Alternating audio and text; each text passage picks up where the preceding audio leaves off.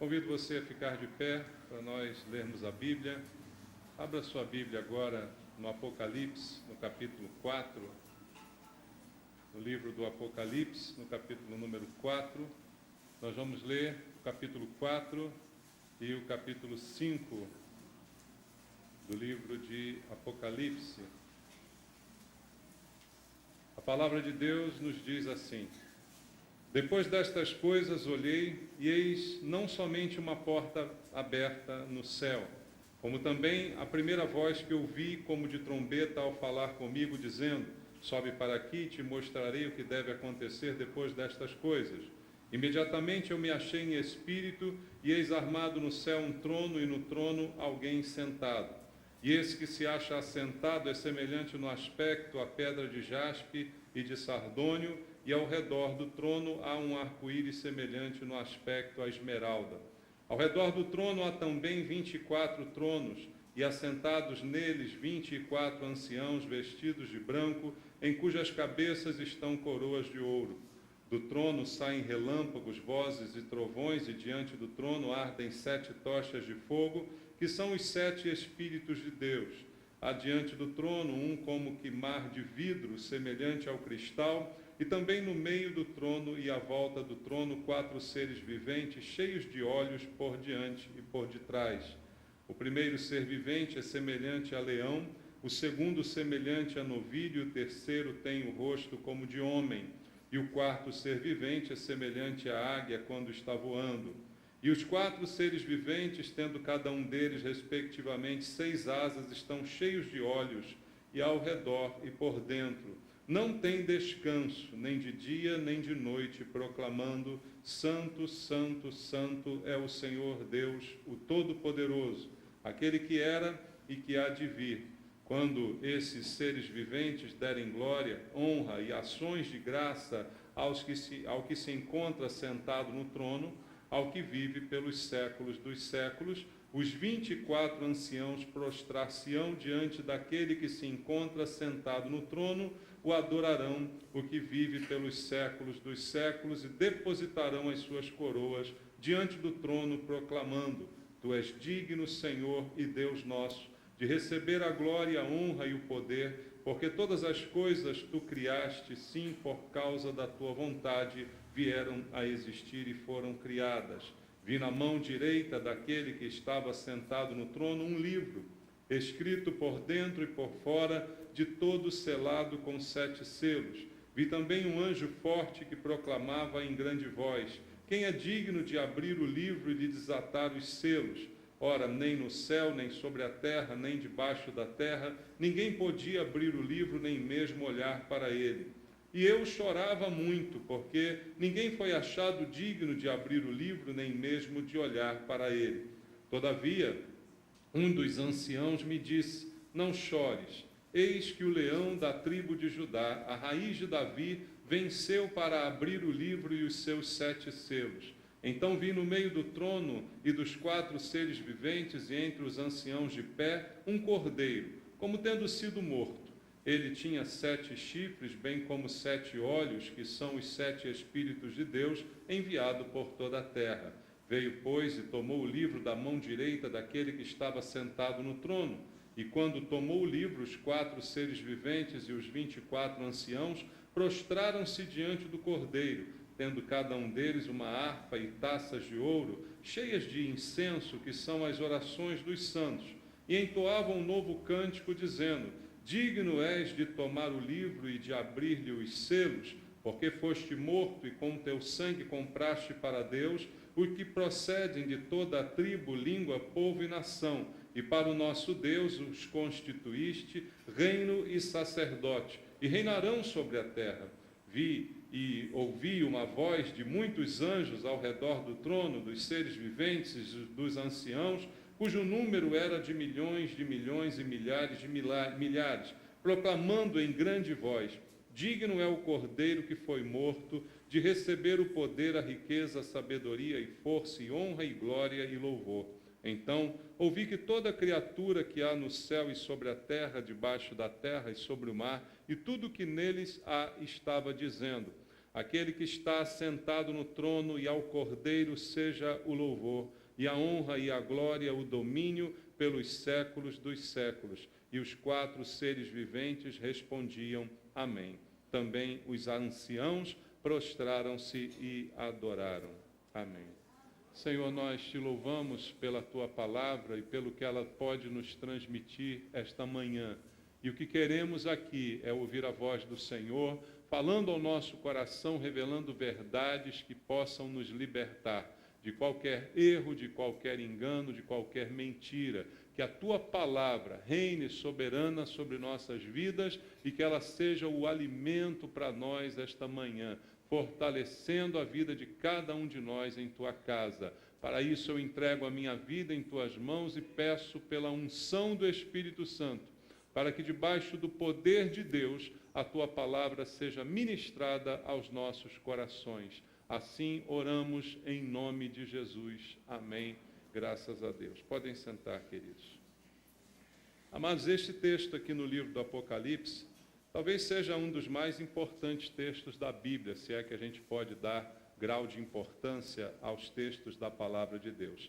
É importante porque o apóstolo João está recebendo de Deus uma visão maravilhosa, não é? As coisas estão sendo reveladas a João e ele está tendo nesse momento uma visão. E o que ele vê e tenta aqui descrever em palavras, mostra para nós, de fato, o que é o Evangelho de Jesus, não é? Nós somos cristãos, nos chamamos de crentes, somos membros, frequentadores de uma igreja evangélica. Mas o que isso realmente quer dizer? Não é? Qual a razão disso tudo? Qual o motivo de nós estarmos aqui essa manhã? E agora vamos celebrar, não é, o Natal, já estamos em celebração. Qual a razão disso tudo? Não é? Talvez para muitas pessoas isso não esteja muito claro. Talvez até para nós, quando começamos no Evangelho, a gente não tinha o conhecimento pleno da verdade, tudo aquilo que Deus queria nos revelar. Muitas pessoas chegam à igreja, de repente, chamadas, convidadas por alguém, e no intuito de receber de Deus alguma coisa, de resolver algum problema na sua vida, né, de buscar uma mudança de direção. Tudo isso faz parte do Evangelho, mas nada disso é o Evangelho. Então, a visão de João nos dá aqui uma noção do que na verdade é o Evangelho, do que na verdade é a fé em Jesus Cristo, não é? O que está inserido nesse contexto de fé. Não é apenas a crença como de qualquer outro Deus em que as pessoas podem depositar algum tipo de confiança, fazer algum tipo de oferenda e receber de volta algum benefício como razão aí da sua religiosidade. Com Cristo as coisas são muito diferentes, pelo menos é o que nos revela aqui o apóstolo João. Então, nós não somos cristãos só por uma opção religiosa. Muito pelo contrário, o que a Bíblia diz do início ao fim, irmãos, é que Jesus é o centro de todas as coisas.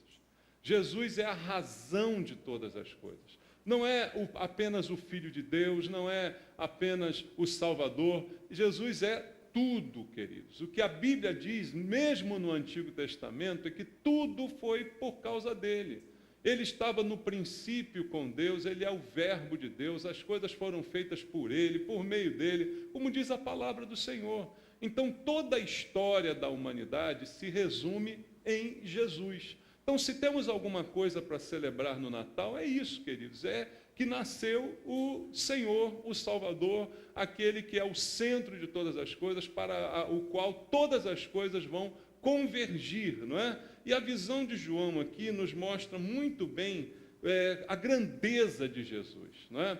A gente não consegue expressar completamente a grandeza de Cristo, não é? Os movimentos de Natal, os movimentos até na Páscoa, que também os cristãos fazem, não conseguem expressar essa grandeza. A gente no Natal, alguns, né, nas tradições antigas, colocam lá seus presépios, aí pensamos no menino Jesus, na manjedoura e tal, mas isso não expressa a grandeza do que é realmente esse momento e de quem é Jesus. Então, quando eu olho para um texto desse aqui, na visão de João de Apocalipse, aí eu consigo entender realmente qual a dimensão de Jesus. Não é apenas um menino, não é apenas um homem crucificado, não é apenas um homem ferido, mas é o Senhor de toda a história. é o Senhor de todo o universo, como diz a Bíblia e como esse texto aqui tão bem explica para nós. Ele vai mostrar a profundidade da pessoa de Jesus e do que ele é na história do universo. Nós lemos aqui, eu não sei se todos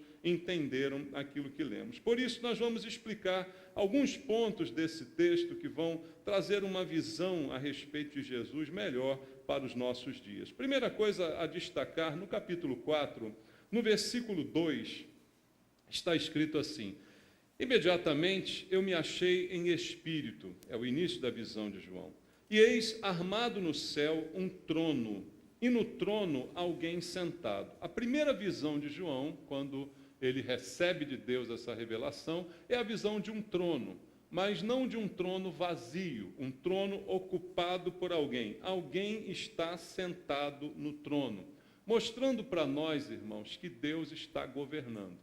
O mundo não está entregue à própria sorte, embora o mundo hoje esteja uma bagunça, não é, como nós temos presenciado, Deus está reinando.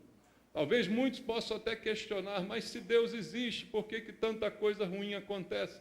Você sabe a resposta, Deus nos deu a liberdade de escolha.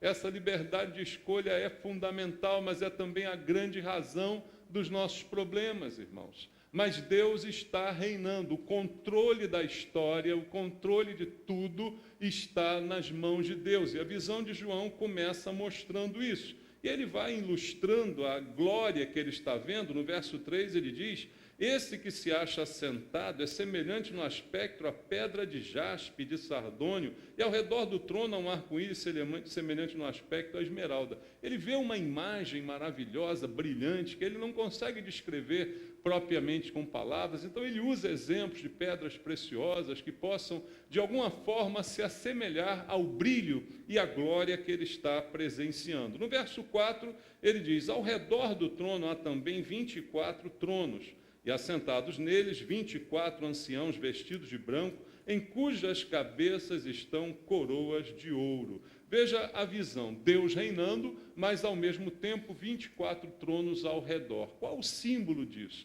Que Deus está reinando, mas não está sozinho. Os 24 anciãos representam os remidos de Deus, os salvos de Deus, aqueles que estão com ele reinando. E mais tarde, no mesmo texto, essa referência vai ficar mais clara. Então, Deus reina com os seus remidos. Hoje, quem são os remidos de Deus, irmãos? É a igreja. Aqueles que foram por Deus perdoados e salvos por causa do sangue de Jesus. E a Bíblia diz que o Senhor vai reinar com a sua igreja. Os remidos do Senhor são reino e sacerdote, como o texto vai nos dizer mais à frente aqui, para reinarmos com Cristo. Então veja, a dimensão de um cristão não é apenas de uma pessoa que fez uma opção religiosa entre tantas que existem por aí. É alguém, segundo a Bíblia, que foi chamado, escolhido, salvo, remido por Deus, perdoado por Deus, para com ele reinar. Veja, a outra dimensão. Então você não está na igreja porque você escolheu entrar numa igreja, se associar a um grupo e participar de uma religião. Se é isso, na verdade você não é salvo. Mas se você é salvo por Deus, você sabe do que a Bíblia diz a seu respeito, de que você reinará com Cristo e que Cristo reina através da igreja. A responsabilidade que isto traz para nós, de saber que nós somos responsáveis pela imagem de Deus nesse mundo.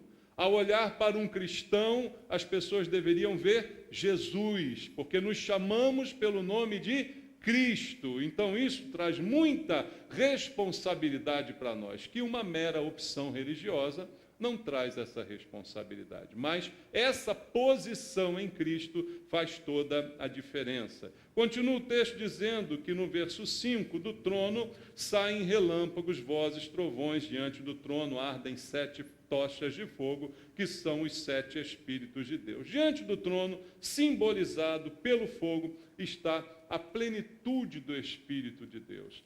7 Espíritos de Deus, alguém fica pensando, será que Deus tem 7 Espíritos? O número 7 normalmente é usado na Bíblia Sagrada para simbolizar essa perfeição, a coisa completa, plena, inteira. Então, o símbolo que João está vendo aqui é esse símbolo, primeiro, de poder, simbolizado pelo fogo, e de plenitude, simbolizado pelos 7 Espíritos. Então, ele está tendo uma visão da plenitude de Deus, é isso que significa. Versículo 6 diz assim: adiante do trono, um como que mar de vidro, semelhante ao cristal, e também no meio do trono, à volta do trono, 4 seres viventes, cheios de olhos por diante e por detrás.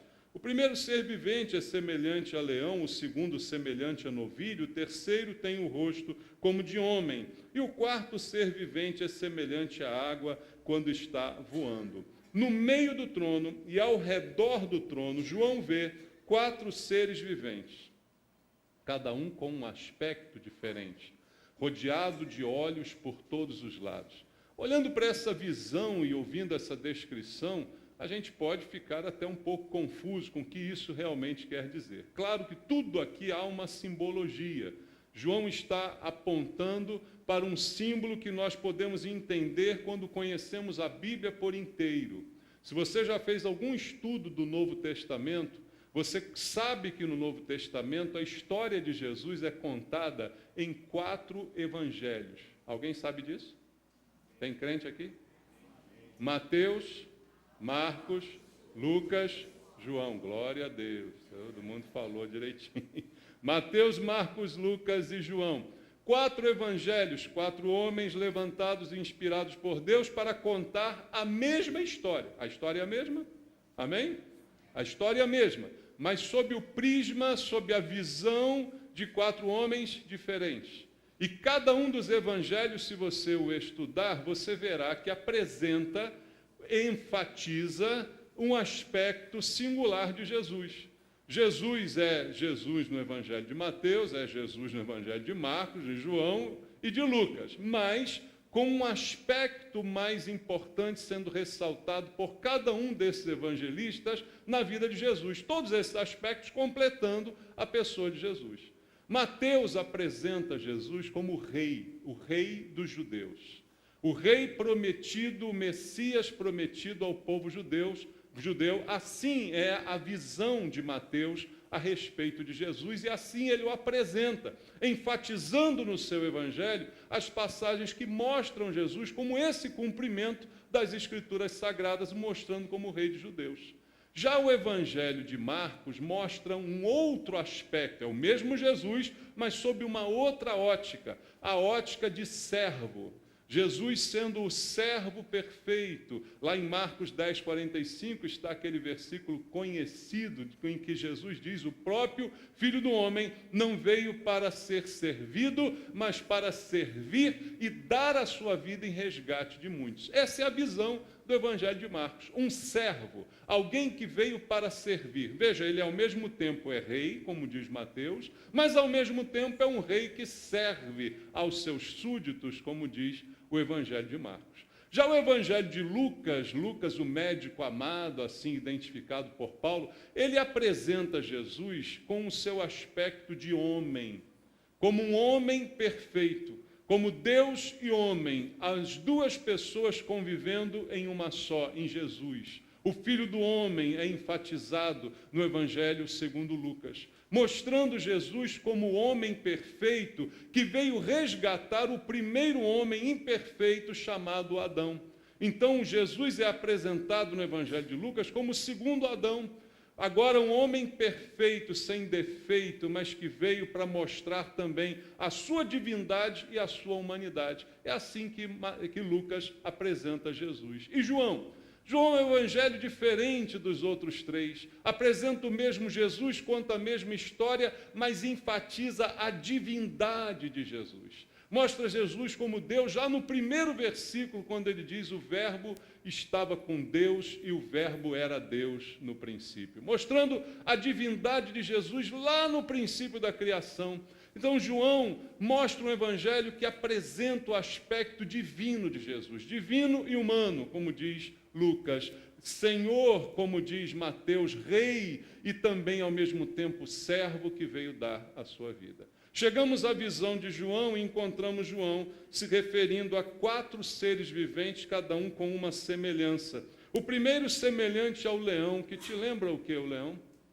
O rei da selva, né? Jesus é conhecido e citado aqui mesmo no texto como leão da tribo de Judá. Um aspecto da vida de Jesus, o rei messiânico que veio para reinar. Continua João observando os seres viventes e vê um segundo semelhante a um novilho, o símbolo aqui do sofrimento, do serviço, da entrega. Jesus, o novilho, o Cordeiro de Deus que tira o pecado do mundo, exatamente a visão do Evangelho de Marcos. Em terceiro lugar, ele tem um rosto como de homem, a visão do Evangelho de Lucas sendo apresentada. E o quarto ser vivente, semelhante à águia quando está voando, vendo tudo lá de cima, levando às alturas o nome de Jesus, Jesus semelhante a Deus, a divinização de Jesus mostrada no Evangelho de João. E esses quatro seres viventes com olhos por todos os lados, olhando em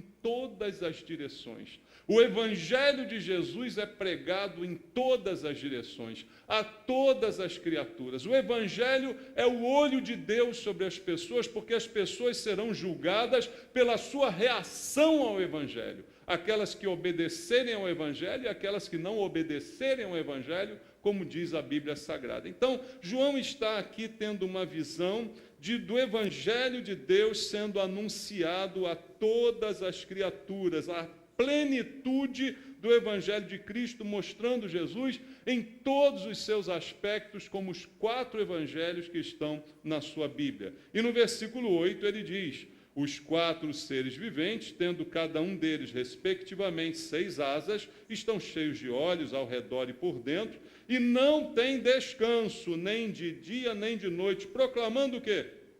Santo, Santo, Santo é o Senhor Deus Todo-Poderoso, aquele que era e que há de vir. É isso que o Evangelho proclama. O Evangelho proclama a santidade de Deus. O Evangelho proclama o poder de Deus, que era e que há de vir. Isso é a proclamação do Evangelho, é isso que representam os quatro seres viventes, vistos aqui por João na sua visão. E ele continua no verso 11, dizendo: quando estes seres viventes derem glória, honra e ações de graças ao que se encontra sentado no trono, ao que vive pelos séculos dos séculos, os 24 anciãos prostrar-se-ão diante daquele que se encontra sentado no trono, adorarão o que vive pelos séculos dos séculos e depositarão as suas coroas diante do trono, proclamando: tu és digno, Senhor, Deus nosso, de receber a glória, a honra e o poder, porque todas as coisas tu criaste, sim, por causa da tua vontade vieram a existir e foram criadas. Ele coloca o verso 9 aqui no futuro. Quando esses seres viventes derem glória, então os 24 anciãos farão isto. Está tudo no futuro, porque o Evangelho, os quatro seres viventes, ainda estão anunciando a glória de Deus, a santidade de Deus, ainda estão sendo proclamados, os quatro evangelhos ainda estão sendo apresentados ao mundo. Jesus ainda está sendo revelado ao mundo através dos quatro evangelhos. A pregação da palavra ainda está em curso. Ainda há oportunidade para alguém ouvir o evangelho, se arrepender, se entregar, se render e se converter dos seus pecados. Ainda há uma chance, porque os quatro seres viventes, apresentando todos os aspectos de Jesus, ainda estão exclamando e revelando a glória de Deus. Isto ainda está em curso. E quando este trabalho terminar, aí os 24 anciãos e todos adorarão ao Senhor. Todos os remidos, então, adorarão a Deus. É o que ainda vai acontecer no futuro, segundo a visão do apóstolo João, revelada no livro de Apocalipse. Continua no capítulo 5, ele contando para nós a sua visão. Vi na mão direita daquele que estava sentado no trono um livro escrito por dentro e por fora, de todo selado com 7 selos. Veja, há um livro na mão de Deus, aquele que está sentado no trono, que contém a revelação do juízo de Deus e o destino do mundo. Esse livro está nas mãos daquele que está assentado no trono, que representa Deus e a plenitude de Deus e os Espíritos de Deus, como revelou o apóstolo João. Esse livro está completamente selado, né? Tanto por dentro quanto por fora, com 7 selos, mostrando também a plenitude desses selos, né, sobre este livro, colocando o conteúdo desse livro de maneira inviolável e impenetrável. Então, está assim revelando João a respeito do livro que está nas mãos de Deus. E aí o problema, versículo 2, ele diz: vi também um anjo forte, que proclamava em grande voz: quem é digno de abrir o livro e de lhe desatar os selos? No livro há a revelação do juízo de Deus. No livro há a revelação do destino do mundo, da humanidade. Quem é digno de desatar os selos desse livro, abrir este livro e revelar o seu conteúdo? Versículo 3 diz: ora, nem no céu, nem sobre a terra, nem debaixo da terra, ninguém podia abrir o livro, nem mesmo olhar para ele. João, então, constata que não há ninguém nesse mundo, nem no outro, nem embaixo da terra, nem em cima, nenhum mestre, nenhum Buda, nenhum avatar, ninguém capaz de abrir o livro e nem de, ao menos, olhar para ele. É a visão do apóstolo João. E por causa desta visão, a reação dele foi de choro. Versículo 4, ele diz: e eu chorava muito, porque ninguém foi achado digno de abrir o livro, nem mesmo de olhar para ele. João, então, fica num conflito. Ele percebe a importância daquele livro, ele percebe a importância do conteúdo que ali está escrito, mas percebe que não há ninguém sobre a face da terra capaz de abrir, de revelar, de tornar exposto aquele conteúdo e nem ao menos de olhar para aquele livro havia alguém digno de fazer isso. Então, a reação de João foi a reação que qualquer um de nós teríamos. Algo tão importante, mas que não está acessível a ninguém. João, então, ele cai num grande pranto, num grande choro por causa daquilo. E o que isso ensina para nós? Isso ensina para nós um conteúdo maravilhoso do Evangelho. Uma verdade que o Evangelho apregoa em todas as suas páginas. Ninguém é digno diante de Deus.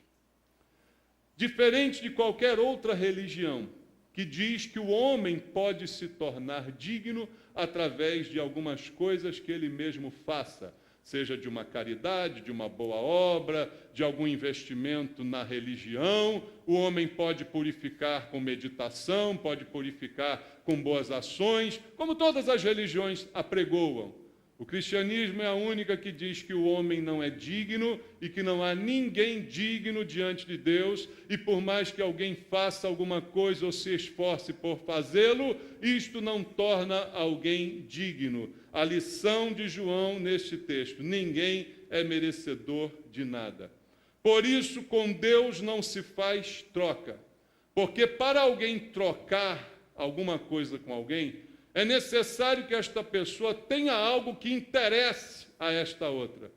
Tenha algo que seja valoroso e que possa ser colocado na troca. Por isso não há troca com Deus, apesar de algumas igrejas ditas evangélicas ensinarem que é possível o homem trocar com Deus e fazer com ele acordos. Porque colocam Deus no nível rasteiro. A Bíblia coloca Deus num nível muito mais alto. E João viu Deus num nível muito mais alto que as religiões podem ver. E ele viu uma realidade de um livro que ninguém era digno de abrir. Ninguém, em toda a história, nem debaixo da terra, nem no céu, em lugar nenhum, tinha alguém nem vivo nem morto que fosse capaz, que tivesse predicados, que tivesse currículo de bondade, de meditação, de caridade, de espiritualidade, para chegar ali: deixa comigo, eu abro o livro. Não havia ninguém digno diante de Deus. E a visão de João e a visão bíblica que traz para nós essa mensagem é que nenhum de nós é justo diante de Deus. Então nós estamos com um grande problema, porque Deus é justo. E se não há nenhum justo, como diz a Bíblia em Romanos 3:23, todos pecaram e carecem da glória de Deus. Somos carentes de Deus. Somos carentes de que Deus faça algo por nós, porque não há nada que possamos fazer para Deus, para nos livrar da falta de justiça que há em nós, da falta de méritos que há em nós, que por coisas melhores que façamos não conquistaremos mérito suficiente, dignidade suficiente para chegar diante do trono de Deus, tomar o livro de suas mãos e abri-lo. Então isso nos coloca num grande problema. Isso coloca a humanidade toda num grande dilema. Não há ninguém justo diante de Deus. E é isso que faz com que muitas pessoas não sejam salvas. Porque o primeiro passo para a salvação é admitir a indignidade. É admitir a falta de justiça. É admitir a necessidade. Quando Jesus nos salva porque Ele é o único capaz de suprir aquilo que nos falta. E o que nos falta não será conseguido por nós, por nenhum meio humano, por nenhum tipo de atividade religiosa. Suprirá a nossa indignidade, a nossa falta de justiça. Por isso, diz a Bíblia, nós fomos justificados por Deus, Romanos 5, mediante a fé em Jesus Cristo. Ele nos torna justos aos olhos de Deus, porque no homem não há justiça alguma. Mas esse é o grande conflito que faz muita gente ir para o inferno. E a pessoa morre acreditando que ela é boa, morre acreditando que ela pode se salvar, morre acreditando que ela não precisa de Jesus, morre acreditando que há outros caminhos e outros meios dela chegar diante de Deus. Mas a Bíblia mostra para nós que isso não é verdade. E João nos ensina então, e por isso ele chora, e chora muito, e há muita razão para chorar. Não há ninguém digno diante de Deus. Mas o texto continua, versículo 5, dizendo assim: todavia, um dos anciãos me disse, não chores. Eis que o leão da tribo de Judá, a raiz de Davi, venceu para abrir o livro e os seus 7 selos. O ancião diz, João, não precisa chorar. Não há mais necessidade de chorar, porque há alguém que venceu e alguém que conquistou o mérito, o único que foi capaz de conquistar um mérito, para torná-lo digno de tomar este livro em suas mãos, desatar os selos e revelar o seu conteúdo. João recebe a palavra do ancião dizendo para ele, não é necessário chorar, porque Jesus é digno. O Cordeiro de Deus, o leão da tribo de Judá, é o único digno de abrir o livro. Só há uma pessoa digna, irmãos, e o nome dela é Jesus. Todos nós somos indignos, todos nós somos carentes de Deus. Toda a humanidade é pecadora e de Deus precisa. E a única maneira de chegarmos à revelação e ao conhecimento de Deus é através do único digno de fazer isso por nós, chamado Jesus Cristo. O Evangelho nos mostra isso, mas Apocalipse, na visão de João, nos revela isso de uma maneira poderosa naquilo que João viu e presenciou no dia dessa visão. Jesus é o único digno. Continua o texto dizendo, então, vi no meio do trono um dos 4 seres viventes e entre os anciãos de pé um cordeiro. Agora ele vê o cordeiro, ele vê Jesus. Como tendo sido morto, ele tinha 7 chifres, bem como 7 olhos, que são os 7 Espíritos de Deus, enviados por toda a terra. Veio, pois, e tomou o livro da mão direita daquele que estava sentado no trono, mostrando aí que há igualdade entre Jesus e quem está sentado no trono, porque Jesus é Deus, irmãos. Jesus não é um Deus, Jesus é Deus, assim como o Pai e o Espírito Santo. Só temos um Deus, não temos 3. A igualdade entre eles. Quando João olha para Deus no trono, vê os 7 Espíritos de Deus. Quando João olha para Jesus, vê os mesmos 7 Espíritos de Deus. E agora ele vê Jesus tomando o livro da mão do que está sentado no trono, mostrando igualdade, mostrando condições iguais entre eles, porque são um só, Pai, Filho e Espírito Santo. Então Jesus toma o livro da mão direita daquele que está sentado no trono. E quando tomou o livro, os 4 seres viventes e os 24 anciãos prostraram-se diante do Cordeiro, tendo cada um deles uma harpa e taças cheias de ouro, taças de ouro cheias de incenso, que são as orações dos santos. Todos, quando Jesus toma o livro em suas mãos, Aí os 4 evangelhos, os 4 seres viventes, os 24 anciãos, os remidos do Senhor, todos se prostram diante do Cordeiro. Toda língua confessará, você já ouviu isso? Que Jesus Cristo é o Senhor, para a glória de Deus Pai. Todos se prostram diante do Cordeiro. E entoavam um novo cântico, dizendo: digno és de tomar o livro e de abrir-lhe os selos, porque foste morto, e com teu sangue compraste para Deus os que procedem de toda a tribo, língua, povo e nação, e para o nosso Deus os constituíste reino e sacerdote, e reinarão sobre a terra. Todos estavam louvando e dizendo: o Senhor é o único digno. O único digno é Jesus. Por isso nós louvamos ao único que é digno, irmãos. É por isso que há esse louvor. Porque só há um digno, esse digno é Jesus. Era o único digno. E por que ele é digno? Porque com o seu sangue comprou para Deus, de todas as raças do mundo, de todos os povos do mundo, aqueles que ele apresenta diante de Deus para santificá-los e justificá-los. E o que o texto diz é que ele também os constituiu reino e sacerdote.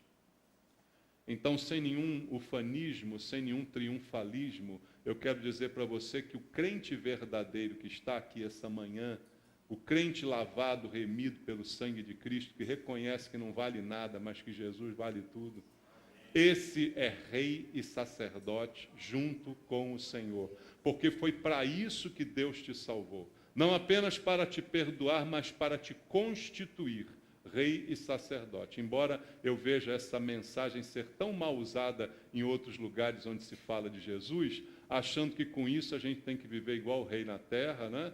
Que todo mundo tem que servir a gente, isso já é outro assunto. Mas, de fato, Deus nos constituiu reino e sacerdote, porque é o povo de Deus que reinará com Jesus, o Messias, o Cordeiro de Deus. E termina o texto dizendo: vi e ouvi uma voz de muitos anjos ao redor do trono, dos seres viventes e dos anciãos, cujo número era de milhões e milhões e milhares de milhares, proclamando em grande voz: digno é o Cordeiro que foi morto, de receber o poder e a riqueza, a sabedoria, a força, a honra e glória e louvor.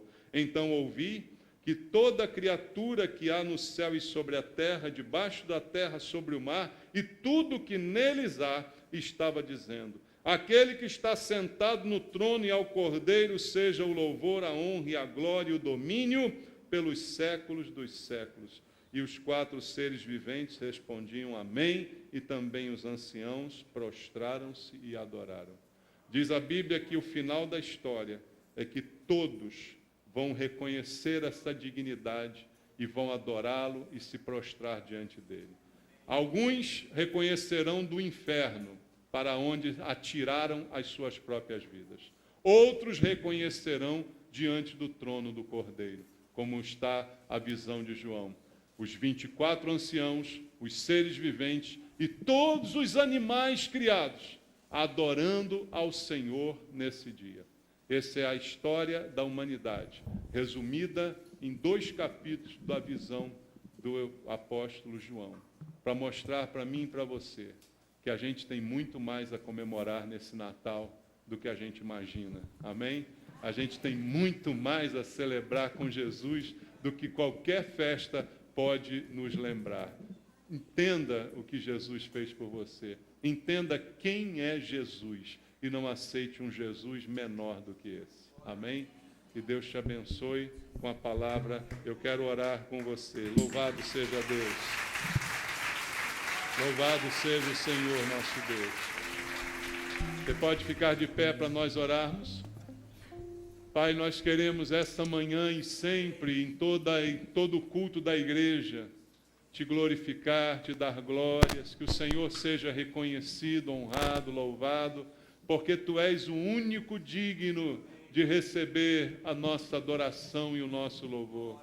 Tu és o único digno de fazer por nós algo que nós necessitamos, a salvação. Não há outro além do Senhor. Não há outro nome dado entre os homens pelo qual possamos ser salvos, como diz a tua palavra. Portanto, recebe, Senhor, essa manhã a homenagem da tua igreja, o culto que fazemos para o Senhor e não para nós, os louvores que cantamos, a cantata que foi entoada, tudo que aqui fizemos, o que ainda vamos fazer essa noite, falando do triunfo do Messias, é para ti, Senhor. Todos os nossos cultos são para o Senhor, não são para nós. É para o único digno de ser honrado, louvado e glorificado. O culto da igreja é teu, Senhor. Recebe o nosso culto por misericórdia e graça. Olha para aquilo que estamos entregando, o nosso coração, que entregamos ao Senhor essa manhã mais uma vez. Recebe a nossa adoração e abençoa a tua igreja com a tua presença. Em nome de Jesus. Amém.